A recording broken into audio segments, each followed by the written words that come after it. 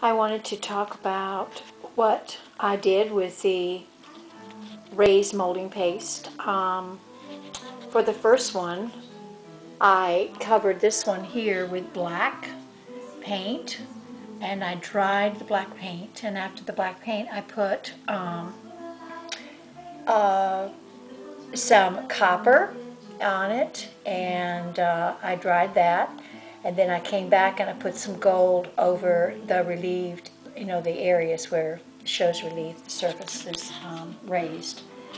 The next one I'm doing is the one that, actually this was the one I did with stamps. You can see now that the stamps, impressions of the stamps actually show up much better after the molding paste has dried. And the second one that I'm doing is the one that I drew in. I'm layering this with different colors, so I'm not really drying the paint, I'm doing wet on wet.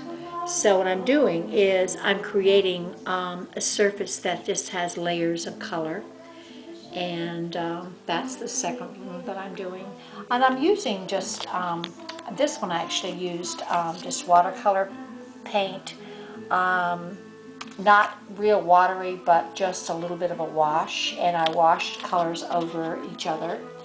And the one that I did in black and gold, I used just really inexpensive craft paint, and you can pick that up at Michael's. Okay, so I will continue, and I will be back with you to let you know what I'm doing with the other two squares.